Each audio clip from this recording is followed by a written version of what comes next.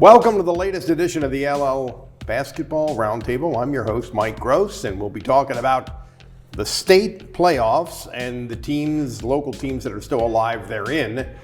It's all brought to you by the fine folks. Thank you, Tyler. That's Student Transportation of America.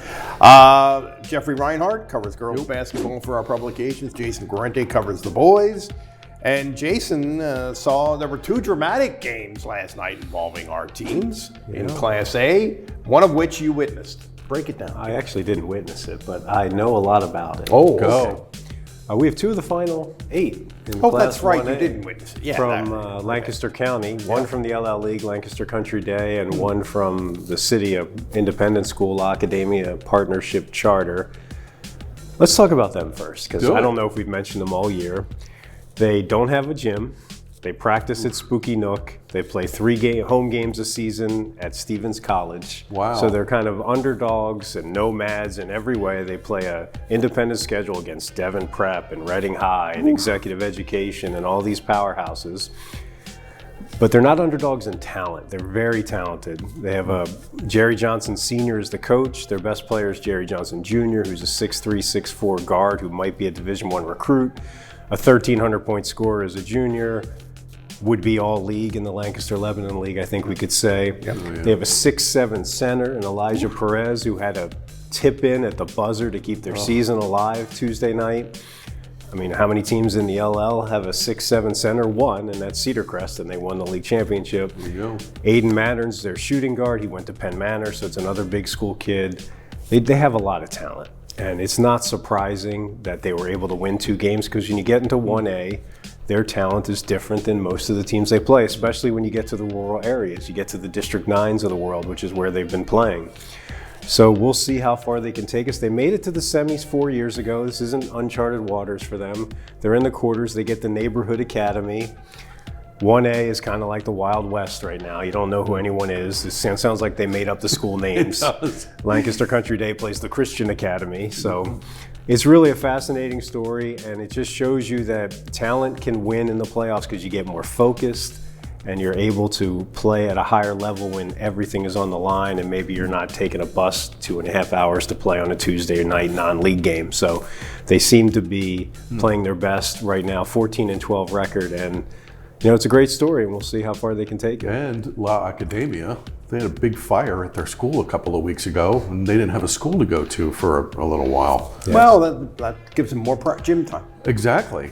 At the Nook. More gym time at the Nook. At the Nook. Plenty of time at the Nook. Wow. And, for the second year in a row, Country Day making a little dent here. Country Day's really talented. They have 3 extraordinary guards, Jordan Ashby, Chris Dukes, and Cam Harris, who are just electrifying with the ball, especially Dukes and Harris going to the rim. Ashby's more of a 3-point shooter.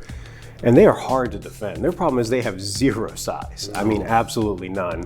And it's their ability to overcome that is their entire challenge. And somehow they did that. They beat Philmont Christian in overtime Tuesday night, 6'5", 6'6". Those kids grabbed 27 rebounds against Country Day. They still pulled it out. I'm not sure how they did it, but they pulled it out.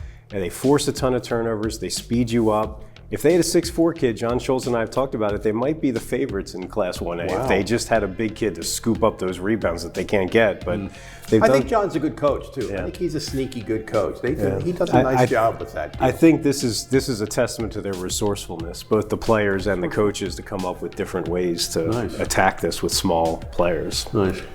All right, Ryan, you've been sitting quietly. No, I'm ready to go. Share it. Okay. Pequay Valley girls are still alive. Braves, they're having a dream season. Let's start with them. Won the section title for the first time in program history.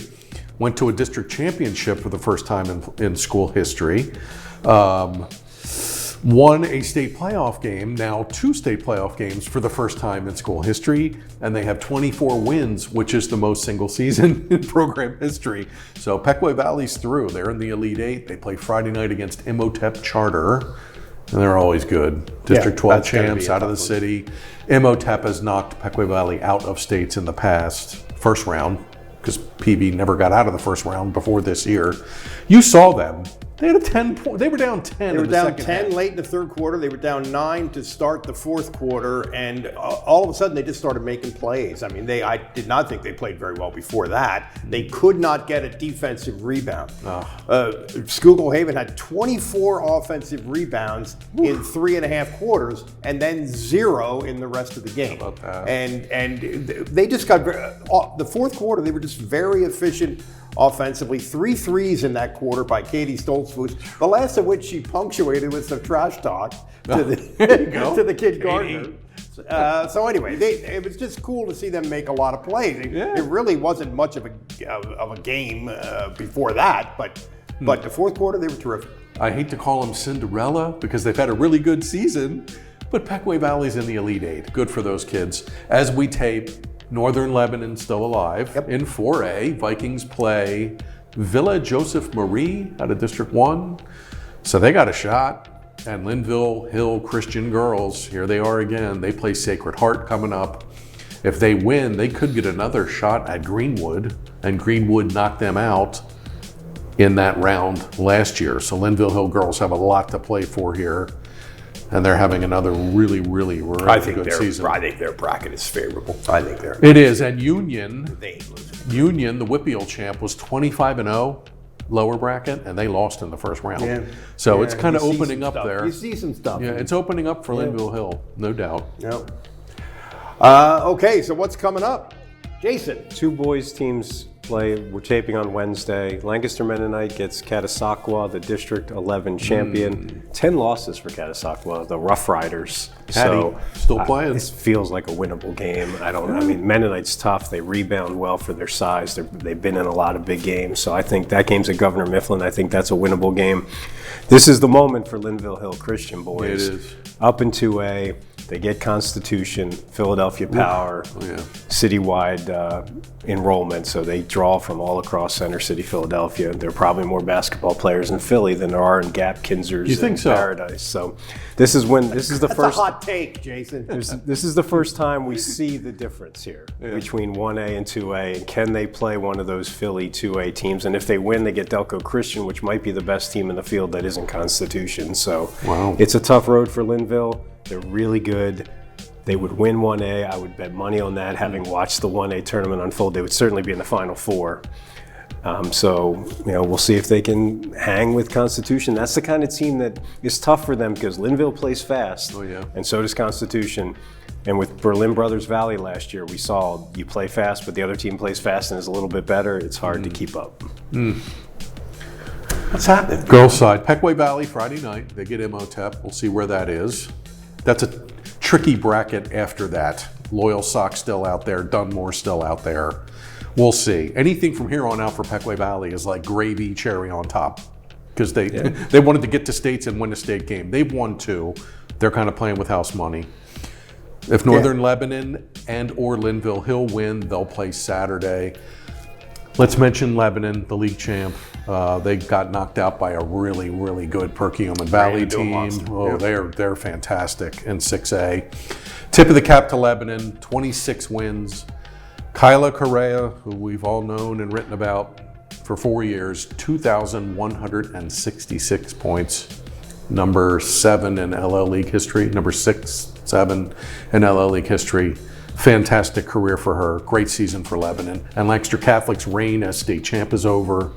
They lost in the first round to Lansdale Catholic last week. So, yeah. We won't see a Correa story come along. Not for a while. A kid at a program that has been dormant for so long, elevate the program. Generational. And in a basketball crazy town, it was really a one of a kind. Yeah, and I wrote the other day, who's next for 2000? I don't know. Could be a long time. Janae Patterson.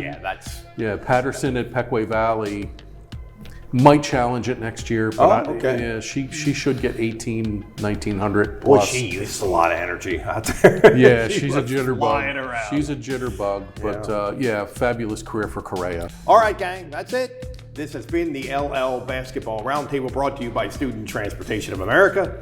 For Jason and for Jeff, I'm Mike, and we'll see you next time.